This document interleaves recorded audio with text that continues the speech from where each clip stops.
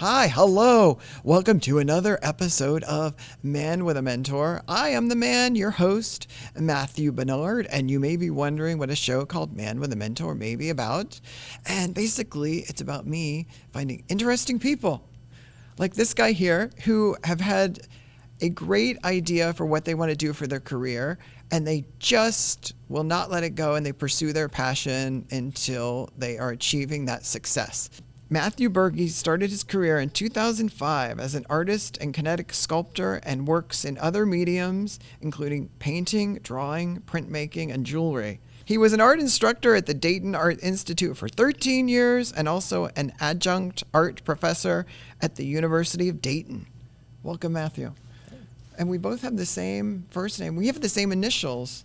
I'm going to ask you first about what do you mean by kinetic sculpture, which we have like right here. So tell us about these and if they have names and like how you put them together and decide like how did these first come into your creative sphere that you wanted to create these too? Yeah. So kinetic sculpture, it's actually a physics term for motion. Right. And so kinetic, in these particular instances, it's moving with the wind. So as you can see, I mean, like just with the AC on right now, I mean, everything's just kind of moving around. They're dancing like crazy over here, actually. And, right.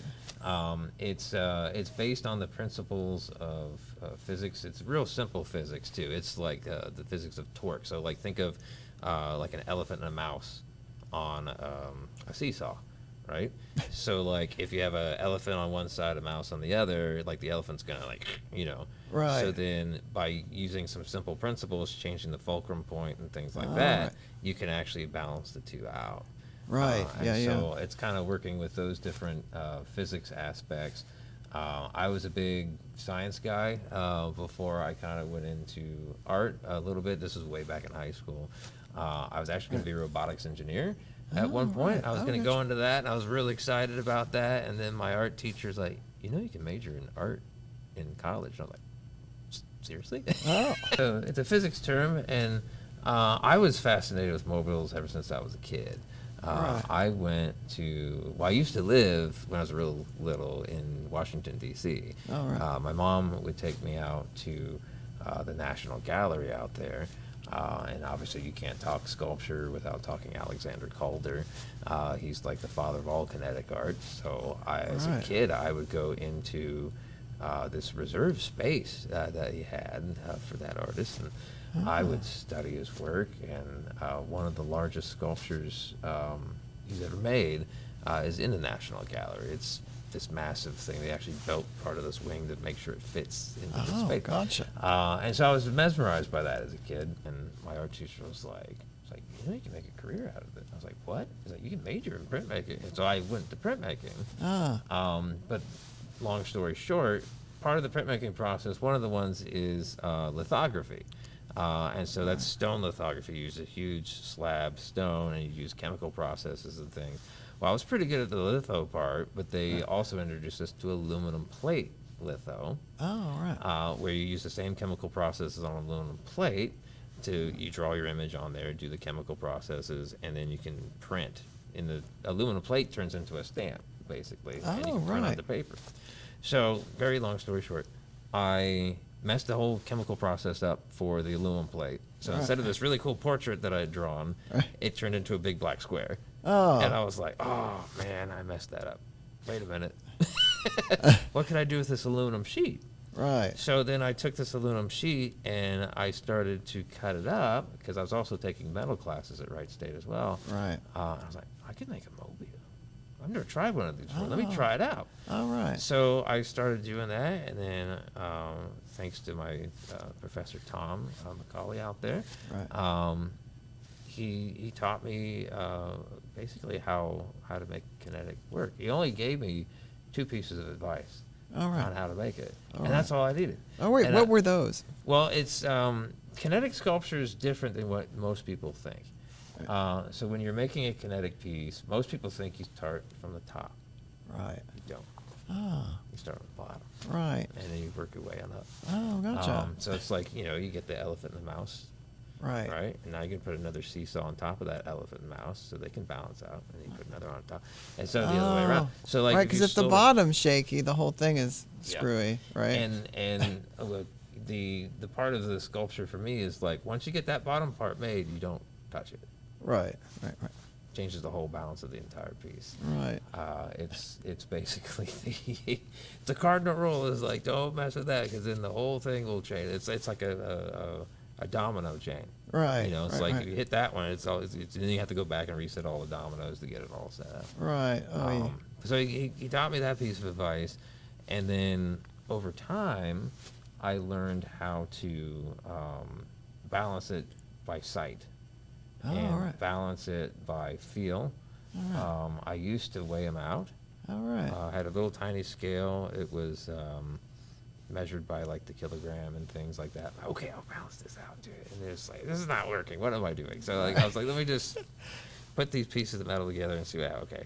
And then I learned too, and a lot of people ask, do you make sketches for these? Right. I don't.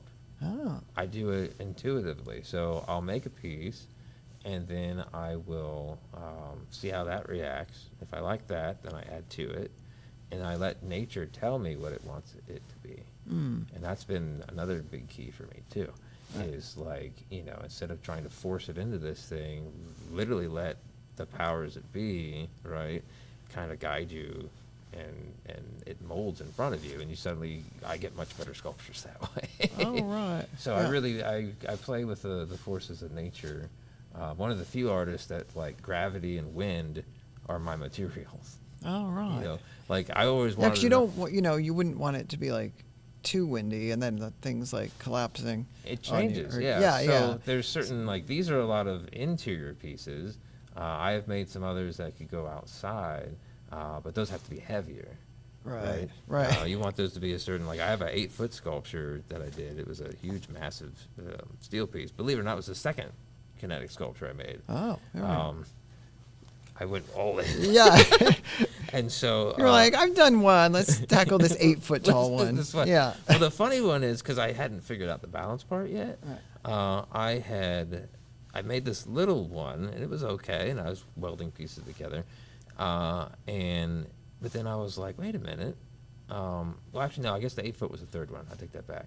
The first one was the aluminum Right. sheet. The second third time's the charm. Third time's Let's the call charm. it that. Yeah, Let's yeah. call it that, I people. like- Tell me about like balancing the scientific part of you with the Yeah. artistic part of you. I mean, like, when did you make that change in your mind, like, about thinking, oh, I'm going to go and be a robotics engineer? And then you thought, no, I'm going to go over to art. Like, I mean, did you think, like, was art like a hobby and you didn't realize that you could make your living at it? And when did you switch out? Because a lot of people would go for the safety of like their engineering job and do like art projects on the weekends or whenever they can fit it in, and then it kind of Morphs. goes like down in their priority list as their life evolves. So how did you like come to that decision? Because that's a big decision. It's a very big decision, much to my parents' dismay at the time. It was kind of it was.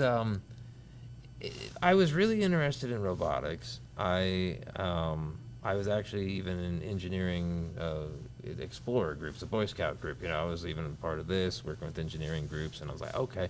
And I realized, like, I love science, but I really just want to play with the robots. I don't necessarily want to do all the math to do all the thing. I was just like, robots are kind of cool. But honestly, winning that award that I got was a big one. My art teacher encouraging me to have these outlets and things. If it really wasn't for art, right, I wouldn't be the guy I am now, because it's like it's really shaped me a lot. I was drawing ever since I was a little kid, and doing art things. It was my 6th grade art teacher, Mrs. Ackerman. I always give her a shout out when I can. She told my parents, like, you know, you should start taking them to museums, give them art supplies, you know, these things. So it always was kind of in me. Art was always kind of my way, you know, to kind of get through things, like hard things, right? A lot of my sculptures, some of these stories I'll tell you about here in a minute, there was part of that as well. unfortunately, my grandma was killed in a car wreck my senior year of high school. And I had just won this award, and my art teacher was telling me, you can make a career out of this. And I was like, life is short. Right. You know? Yeah. I mean, it's a hard lesson to learn as a younger kid, but it's just kind of like, you know, I could go into school for a long time to do this engineering stuff, which is cool. I like that. But I'm like, man, if I can make it as an artist, I got to go for that. So Right. I Yeah. made a huge leap of faith. Yeah. And jumped into it. Were your and parents like, we don't want to pay for that? Or were they like on board? Or it gets interesting there. Like, my parents, I'm very fortunate, were seeing it all the way from 6th grade. You know, like I said, they were like, okay, he's definitely in this. They were very anxious about it, as I'm sure any parent would be. The arts are not for the faint of heart. You know, it's not an easy road. Right. Well, I think that's why I like talking to artists, in case you've noticed while watching Man with a Mentor. I talk to a lot of artists because it is like a tough thing to commit to in terms of hearing about the financial success of artists. You're always afraid that starving artist cliche is going to be what you end up living. So when I find people that are doing it and succeeding at it, I'm like, I want to hear like all the little things that they like do to be the success that they are. Yeah, and I agree with you, man. I also teach too, and so when I'm helping students with this, you know, I'm telling them like, you're not going to be an overnight sensation. I've been doing this for 20 years now, believe it or not, professionally. Right. And it takes time. It's a very long fuse. You got to kind of slowly let kind of burn, and you never know when it's going to go pop. Right. It'll take you by surprise. Sometimes I've had events pop up. I mean, thanks for inviting me to this. Things like this where it's just like, hey, this is a great idea. Let's do it. I think having the courage, that's a big one too, having the courage to just jump for it. Not many people are going to do it. I mean, it takes an incredible amount of courage to put yourself out there as an artist. You know, like, I mean, I'm putting, you know, my day, my life into these things. There's personal stories behind each one. It's real personal, you know, and it takes a special set of skills to kind of have all these things kind of merge together. And so if someone's trying to get to be a full-time artist and really jump into it, I mean, my recommendation is to keep at it, keep going. You want to be a flame, not a firework, as best as you can. Oh, you know, right. I like just that. be a slow burn, you know, kind of keep it kind of warm. It's cool to be a firework and show these, but like, you know, that's cool for a moment, but you're only as good as your last show. Right. Is what they Right. say. The show Right. is, you know. So it's like trying to keep that steady burn going, and as long as you're consistent, and you keep showing up. You're gonna make mistakes. It's gonna happen. I mean, you know, I've made sculptures, and I'm like. With the magic of editing, we have swapped out some more amazing artwork of Matthew Burgy. And what I wanted to ask you is if every single thing that you start, whether it be a painting or a print or a sculpture, do you ever have those moments where you were like, this isn't working out? Or where's the receptacle? Yeah. Or because some artists never give up on something and they turn everything into something else and it becomes amazing. But I know that, you know, I've tried to do some things in my day and I've just decided like this is going down the chute. So how do you go through the process of like thinking about it in your mind and then the end result being what you wanted it to be or how it changed into that? Yeah, I think there's a whole process that goes into that. It's with a kinetic sculpture, one of the things that helps is it's almost like a chain reaction. So if I make a sculpture, it's not balancing well, no matter how hard I try. It's just not jiving. I take that part off, I put it in a pile, right? and then I later take those, left over the land of misfit pieces, Right. and then I'll turn that into another sculpture. So they kind of starfish out. Oh, right. If you know about a starfish, Right. like if it loses a limb, that whole limb can turn into another starfish. Like when I teach as well, I'll be working with a student, and there's times where you have to decide, is it going to be a learning lesson to let them go too far? Right. And then, or am I going to be like, grab it real quick? Because it's like, stop, you don't need to work on it anymore. Like, it's good, Right. I think we're always struggling with that as artists. I don't know a single artist who, the artist curse. And I call this the artist curse. All I can see when I look at a painting, or anything that I've done, right? All I can see is what I have yet to do, and all you can see is what I've done already.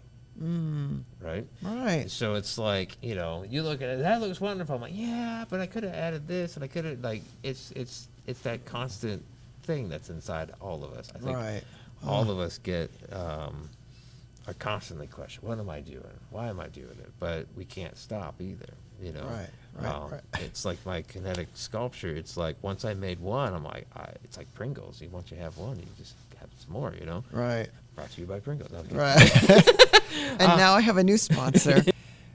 Do you kind of wake up on a Monday or this week or that next week and you think, I haven't made any jewelry this month, or I haven't done a painting this month? Like, do you tend to get a load of ideas for sculptures and you work on that, and then you think like, oh, well, I haven't done these other things in a while? Or is it all kind of like mixed up? Do you wake up every day with like a plan for like what you're going to work on, or you just wake up and think it's jewelry day, I'm feeling it, my bones, like, and how do you, like, this is so cute, it's like a little tree. Ooh. Yeah. Ooh. See, we got the tree behind us. And so how do you like go about making that as opposed to like starting up a painting or finishing up that or whatever? So what's interesting, and everyone needs to come out to my space at Front Street out at there, and you'll kind of see my whole world around me. Right. You'll see all these different things that I do: paintings, drawing, sculptures, printmaking. You're like, oh my gosh, this guy's like a one-stop art shop. Like, he's got everything everywhere. Right. And I have it all together in my head. It's all related, and I'll show you this process, how it all comes together. Like, I'll go out. I'm inspired by nature. It's all nature for me. Right. I'll go out to nature. I'll look at a tree. This is actually a tree out in Iowa. I was visiting family out there. All right. And there's this tree. It's all beat up, and so that's actually how the tree looks. It's been through a lot, but it's still standing strong. Right. Yeah. So like I get inspired by things like this. Yeah. And then I'm like, that's it. I need to just mark this down, take out the shapes and look at it. Then I'll take this, abstract it down, right? I'll see like the patterns, the shapes of the branches and things. I'm like, that would actually look good as a sculpture too. And then as I'm working on the sculptures, I'm like, I'm not getting the balance right. I need to come up with a new counterweight system or something because this doesn't look right. That's Right. actually how the necklaces came about. Oh. Because I was trying to figure out a custom counterweight that I could make. I was like, wait a minute. Right. Now I go back and I'm like, I could actually paint the tree on the counter. So it's like these full circle moments still happen. Right. And then they literally, pun intended, branch out into other whole yeah. I got bad puns.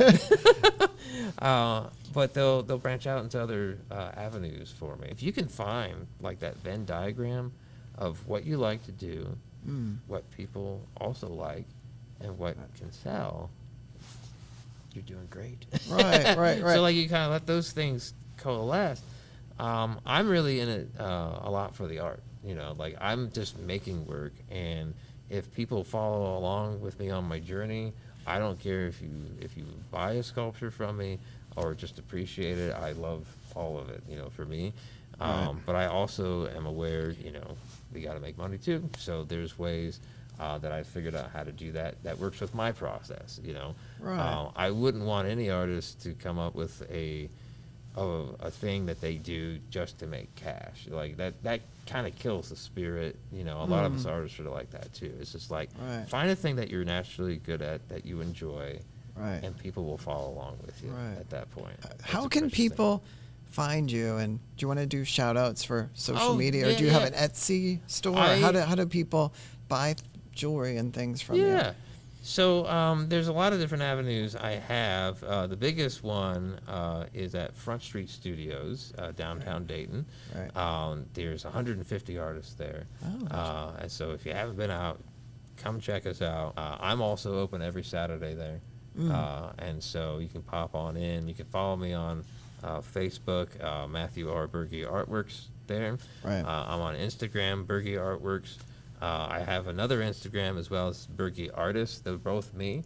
One, I try to just make just the business art side. I show my hours and things. The artist one is more my personal one where you kind of see more insights on some of the behind the scenes and things like that too. Right. I mostly wanted to keep those Right. Instagram titles so that no one else just knows. Oh, right. So I was like, I Yeah. got artists and artwork. Yeah, that's a whole Marketing paradigm of Yeah. AI.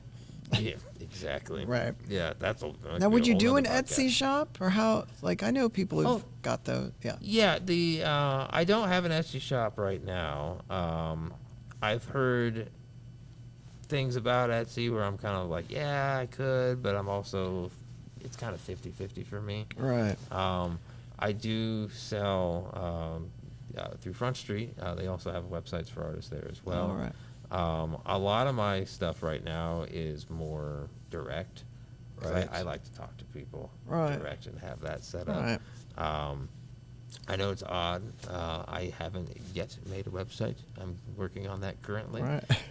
Because I'm as much as I'm hands-on, I'm not as technological on the website sort of Right. things. I'm getting more aware of the digital age now, which Right. makes you sound so old now that I say it. Right. But it's like I've done almost everything kind of opposite how most people do things these days. I'm more on the ground, boots on the ground, talking to people in Right. spaces. I'm not out there as digitally, but I got a good friend of mine, Haley. Shout out to Haley if she's listening. That is helping me with a lot of the digital marketing Right, side of things. right. Well, I want more people to check you out and Yeah. find you wherever you are. Absolutely. And we'll list those resources where people can find you. And I want to thank you, Matthew Well, sure. Burgy, Yeah. for having you on the show and sharing your kinetic sculptures, paintings, jewelry, and all the rest of it. Oh, yeah. All right. And thank Well, you for thank you. watching another episode of Man with a Mentor. We're out. Bye.